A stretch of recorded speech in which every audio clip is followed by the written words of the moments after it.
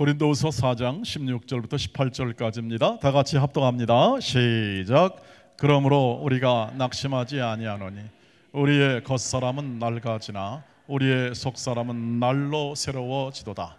우리가 잠시 받는 환난에 경한 것이 지극히 크고 영원한 영광에 중한 것을 우리에게 이루게 함이니 우리가 주목하는 것은 보이는 것이 아니요 보이지 않는 것이니 보이는 것은 잠깐이요 보이지 않는 것은 영원함이라. 아멘. 전진하는 신앙이라는 제목을 붙였습니다. 그 이유는 우리는 계속해서 전진하는 신앙으로 살고 있기 때문에 그렇습니다. 뒤로 가는 것이 없습니다. 우리는 믿음 안에서 하나님이 이끌어 주시기 때문에 우리는 뒤로 갈 수가 없습니다. 갈 수도 없고 또 퇴보할 수도 없는 거죠. 그러나 우리를 이렇게 포기하게 만드는, 낙심하게 만드는 요소들은 많이 있습니다. 현실의 삶도 있고 환난도 있고 어려움도 있지요. 그것을 면할 길이 없는데 우리가 어떻게 하면 포기하지 않고 전진하는 그 신앙을 잘 유지할 수 있을까? 올해 2024년에는 작년보다 훨씬 더 나은 그러한 전진하는 신앙을 가질 수 있을까요? 오늘 바울이 이렇게 말씀을 통해서 우리에게 증언해주고 있습니다. 16절 말씀에 보면 바울의 아주 여러 가지 환난과 어려움 가운데 그가 이 모든 것을 이기고 어떻게 그 마음의 고백이 이루어지는지를 잘 보여주고 있습니다. 한번 같이 읽어보겠습니다. 그러므로 우리가 낙심하지 아니하노니 우리의 겉사람은 낡아지나 우리의 속사람은 날로 새로워지도다. 바울이 낙심할 일이 왜 없었겠습니까? 여기서 낙심했다는 것은 뭐냐 하면 이제 포기하자, 뭐 이렇게 사냐, 이러지 않았다는 것이죠. 그 모든 여건과 환경 속에서 포기하지 않고 끝까지 그 길을 걸어갔는데 그 근거가 무엇입니까? 그것을 보면은 겉사람은 낡아지나 우리의 속사람은 날로 새로워진다 하는 겁니다. 겉사람은 낡아지고 우리의 속사람은 새로워진다. 이것을 문자 그대로 본다면 우리의 육신은 그대로 점점 늙어져 가고 그 다음에 인간의 육체는 병들어서 그 다음에 죽게 됩니다. 그것이 보편적 우리 누구나 다 그 길을 걸어가죠. 알고도 걸어가고 잊으려고 해도 안 걸어갈 수 없는 그 운명이 계속 우리 앞에 펼쳐져 있습니다. 그러나 우리 안에 또 다른 속사람이 하나 있다는 것을 바울이 이렇게 우리에게 가르쳐주고 있습니다. 이 속사람이 새로워진답니다. 속사람은 잘 보이지 않고 우리에게 감각적으로 잘 느껴지지 않으나 분명한 실체가 있음을 얘기하죠. 그 속사람이 무엇일까요? 그것은 성령께서 새 생명으로 빚어내시는 새 사람을 말합니다. 새 사람이 갖는 마음, 성령께서 빚어주시는, 만들어주시는 새 사람의 마음, 이것을 속사람이라고 하고 혹은 속사람의 마음 이렇게 표현하기도 합니다. 이것은 성령께서 만드시죠. 사람이 만들지 않습니다. 성령께서 우리를 예수 그리스도의 십자가의 구속의 그 능력을 우리 안에 펼쳐서 우리 안에서 펼쳐서 우리의 마음, 심령, 인격, 성품 이런 것들을 빚어내시는 겁니다. 빚어내어서 우리로 하여금 하나님을 알아볼 수 있게 되고 영과 영으로 교제할 수 있고 그리고 거룩한 것이 뭔지를 알 수 있고 영광됨이 무엇인 것을 알 수 있는 그러한 이 사람 하나의 실체, 우리 안에 거하는 분명한 우리가 느낄 수 있고 알 수 있는 그러한 실체가 바로 속사람이라는 거죠. 중요한 것은 이것입니다. 이것은 성령께서 빚어주시는 겁니다. 내가 만들 수가 없다고 하는 거죠. 내가 만들 수 있는 것이었다면 바울은 진작 포기했을 겁니다. 왜? 인간이 만들 수 없는 것을 만들겠다고 도전하게 될 때 그것은 실패할 수밖에 없는 그러한 결과를 가져올 수밖에 없는 것이죠. 이 속사람은 그래서 언제나 이 모든 이 바울이 고백한 대로 그냥 있는 법이 아니라 새 생명으로 나왔기 때문에 계속 자라갑니다. 이것을 새로워진다라고 말합니다. 자라가죠. 속사람은 계속 자라갑니다. 겉사람은 계속 낡아지지만 속사람은 그의 거룩과 영광과 의로움과 이런 것들이 이 안에서 계속 커져갑니다. 넓어져 갑니다. 좀 더 쉽게 말하면 우리가 가지고 있는 사랑하는 마음, 우리가 남을 용서하는 마음, 우리가 남을 포용하는 관용의 마음, 이런 것들이 점점 커져가는 것을 의미하죠. 바울은 아시다시피 고난을 많이 겪었습니다. 이 고난 속에 포기하지 않는, 낙심하지 않는 가장 중요한 근거가 뭐였냐면, 포기하는 것이 아니라 오히려 전진해 갈 수 있었던 가장 중요한 근거는 뭐냐면, 자신 안에서 일하시는 성령이 날마다 자신을 새롭게 새 생명으로 빚어주시고 거룩함으로 빚어주셨기 때문에 그 속사람을 인하여 어떻게 합니까? 나는 포기할 수 없다. 성령께서 나를 붙드시니 내 인생과 내 삶에서 하나님의 뜻을 반드시 이룰 것이다 하는 그 마음에 강력한 신뢰와 담대함이 그 마음 가운데 자리 잡고 그 삶에서 낙심치 않고 자신의 길을 걸어가는 가장 중요한 근거가 되었다고 하는 것입니다. 사랑하는 우리 도원의 가족 여러분, 성령께서 한 번 오셔서 어디 가시지 아니하시고 우리와 함께 하사 우리의 속사람을 올해도 풍성히 빚어주실 줄 믿으시길 바랍니다. 이것이 우리가 가지는 가장 큰 담대함입니다. 하나님이 우리와 함께 하시고 하나님이 나를 친히 빚어주시고 하나님이 나와 함께하는 동료와 모든 교우들을 빚어주신다는 것을 이해하면 하나님은 실패가 없으시고 하나님은 못할 것이 없으시고 하나님은 그 목적을 반드시 이루시며 만물과 만물 사이에 온전함을 이루실 수 있는 능력의 주여, 그리고 우리를 온전케 하시는 거룩한 하나님이시기에 그 하나님이 내 인생과 내 삶을 만들어 가신다는 것을 분명히 확신한다면 우리는 그 어떤 것도 두려울 것이 없는 전진하는 신앙을 갖게 될 줄 믿습니다. 그래서 이러한 마음을 갖게 되면 현실에 대한 고난이, 현실에 대한 이 환난이나 고난에 대한 이해가 훨씬 더 깊어지게 됩니다.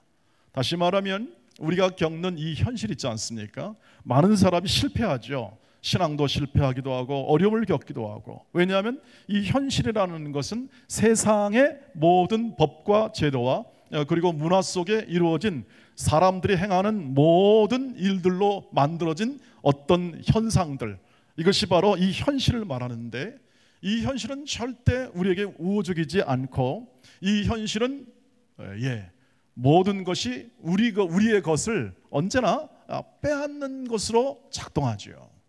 이 현실 속에서 살아간다는 것 정말 그래서 쉬운 일이 아닙니다. 쉬운 일이 아니라는 것은 뭐냐면 우리에게 맞닥뜨리는 현실이 언제나 녹록하지 않아서 이 모든 일에 대하여 우리는 고통할 수 있고 아파할 수 있고 힘들어할 수 있다고 하는 것입니다. 여러분, 올해도 경제가 나아지리라 생각하십니까? 올해 우리로 말하면 살림살이가 나아질 것이라고 생각하십니까? 근데 경제 전망과 이 모든 사람들이 이구동성을 하는 말은 최악이다 이렇게 합니다. 최악이다. 두렵지 않습니까? 최악이라는 말 때문에 가슴이 좀 벌렁벌렁하기도 합니다. 우리가 함께 어떤 뭔가를 계산할 때에 이런 그 어떤 이 정보나 소식을 전하면은 우리는 우리의 마음 가운데 두려움이 늘 오게 됩니다. 어떻게 살아야 될까 하는 생각이 드는 거죠. 우리가 그에 대한 이 바울의 증언은 17절에 나와 있습니다. 한번 읽어보시죠. 시작. 우리가 잠시 받는 환난에 경한 것이 지극히 크고 영원한 영광에 좋아한 것을 우리에게 이루게 함이니. 환난에 경한 것이 지극히 크고 영원한 영광에 아주 중요한 것을 이룬다. 이 말씀을 보시면 이 가벼운 이 환난이 아주 무거운 영광을, 값진 영광을 이렇게 만들어내는 역할을 하고 있다는 것으로 얘기하고 있어요. 다시 말하면 환난이 일을 한다, 고난이 일을 한다라는 것으로 얘기하고 있어요. 근데 이것을 조금 더 자세하게 이 바울이 로마서에서 이것을 다시 좀 풀었습니다.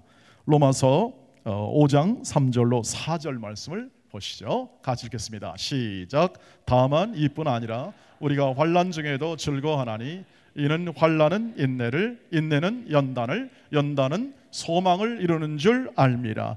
환난이 인내를 가져오고요, 인내를 만들어내고, 인내가 연단, 연단은 캐릭터, 성품입니다. 제가 자주 인용하는 구절입니다. 왜냐하면 이게 중심 구절이에요.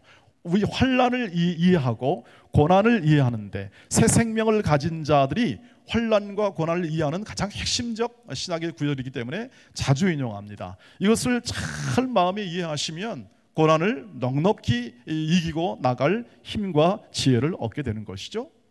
환난이 일을 해요. 인내를 만들어내요. 인내가 일을 한다고요. 인내가 일을 하여 연단을 가져오고요, 연단이 소망을 가져온다고 합니다. 여기는 소망은 구원 얻는 소망이에요. 영광을 이루는 소망이에요. 그런데 여기 보시면 출발이 환난이 있어요.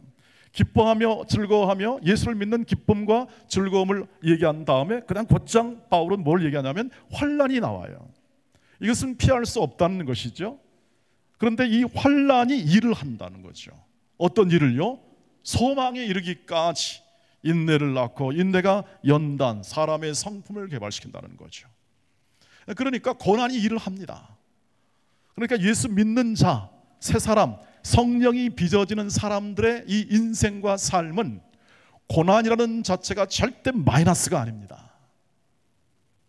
환난이 일을 하니까 이 환난 속에 담긴 어려움과 고통 속에서 사람이 길러진다는 뜻이고, 하나님이 원하시고 바라시는 가장 중요한 것은 거룩하고 이 모든 일에 온전한 성품, 그리고 사람, 온전한 자를 빚어내시는 것이 하나님이 하신 일이고, 그것을 사랑으로 하시고 은혜로 하시고 자비로움으로 하시는 것인데, 이 모든 환난이 또는 고난이 이것을 통해서 일을 하심으로 모든 것이 합력하여 선을 이루십니다.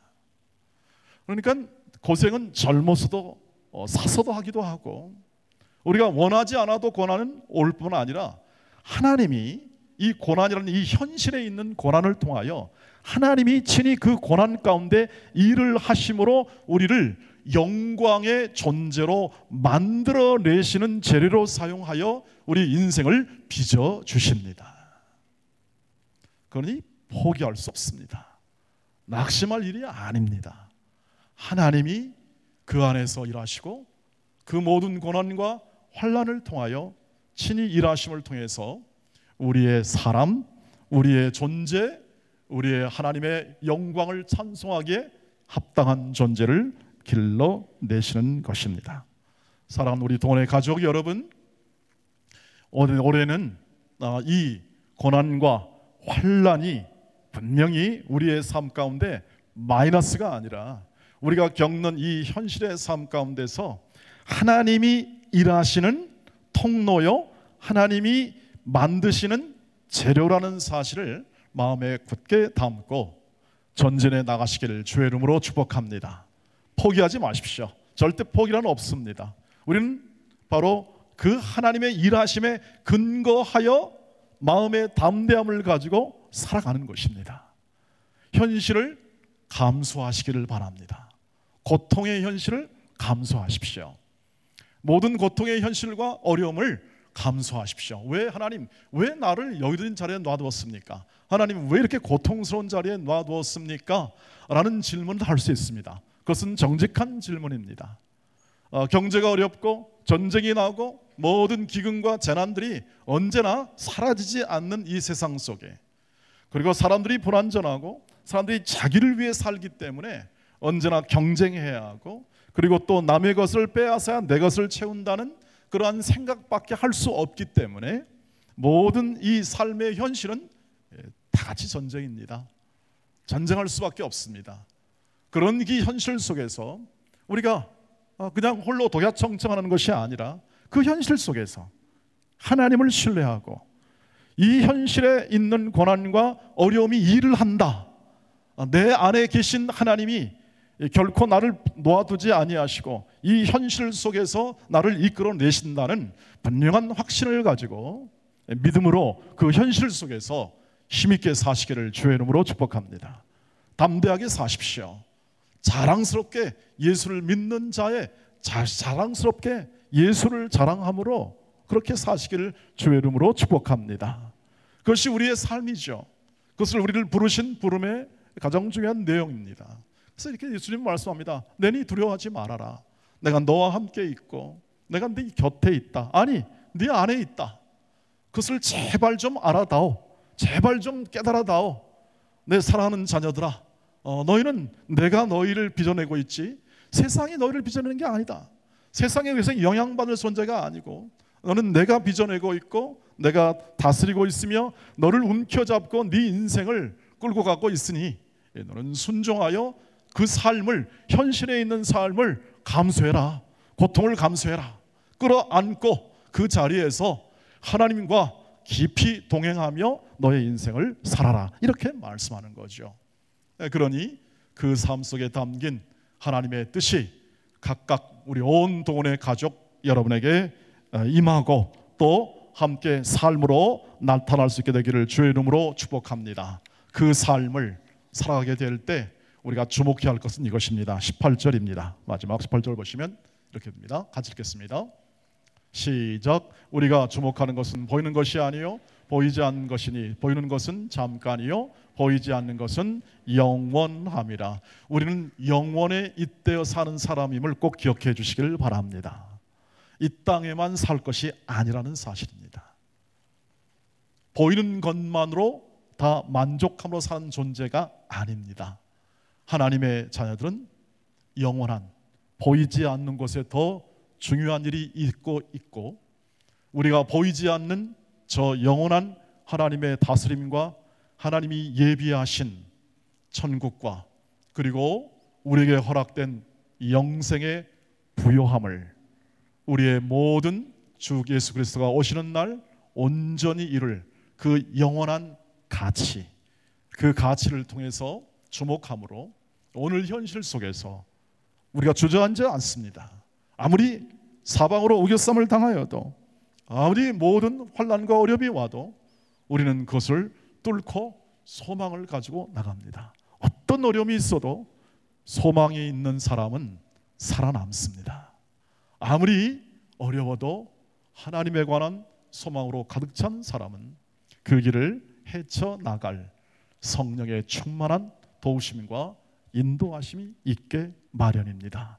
우리가 걸어가는 길 속에 이 보이는 것만이 아니라 보이지 않는 곳에서 잠깐 보이는 것보다 영원한 그 일들이 우리 안에서 이루어지게 있고 그리고 우리가 관계하는 모든 삶의 현장 속에서 하나님의 인도하심을 따라 이루어지고 있다는 사실을 기억한다면 넉넉한 마음으로 모든 삶의 현실 속에서 영원한 가치를 추구할 수 있습니다. 그러면 전진해 나갈 수 있습니다. 앞으로 나갈 수 있습니다. 이제 작년에 2023년 일은 잊어버리고 앞으로 향하여 나가시길 바랍니다. 여러분 안에 성령께서 계속 새롭게 계속 여러분의 구원을 확대시키고 있고 여러분의 생애 속에 담겨있는 약한 부분 안에서 친히 어려움 안에서 부족한 부분 안에서 이 환난 안에서 친히 그것을 통하여 일하시며 우리의 눈을 열어 계속 영원한 가치를 바라보고 나갈 수 있도록 날마다 성령께서 우리의 인생을 밝혀주고 계시니 전진해 나가시기를 주의 이름으로 축복합니다. 힘있게 그리고 강건하게 올해 한 해를 승리 그리고 또 거룩함, 능력 이런 것들이 이 성령 안에서 충만히 발휘될 수 있는 마음을 열어 순종의 인생을 살아가시기를 주의 이름으로 축복합니다. 기도하겠습니다.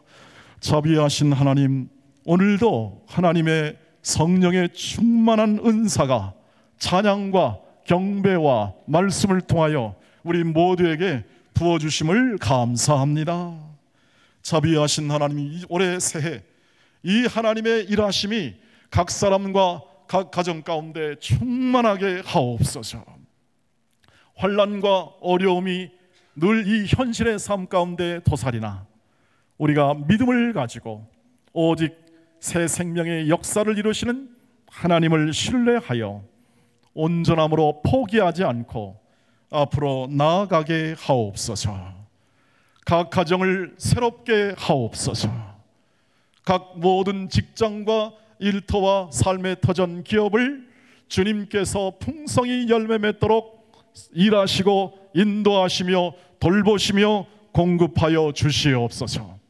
우리의 환우들을 기억해 주시고 우리의 환우들의 모든 이 회복과 하나님을 향한 간절한 기도를 통하여 드리는 그 눈물을 들어보시고 응답하시며 온전케 하옵소서.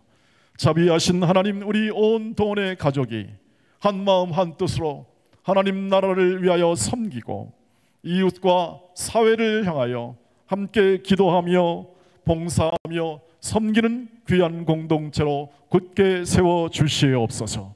올해 50주년을 맞이하는 통과하는 그간 의미 있는 이 시기를 우리가 잘 아끼고 세월을 아껴 지혜롭게 살아가게 하옵시고 올해 한 해 이 모든 영역에서 전진하게 하옵소서. 나아가게 하옵소서. 예수 그리스도의 이름으로 간절히 기도하옵나이다. 아멘. 아멘.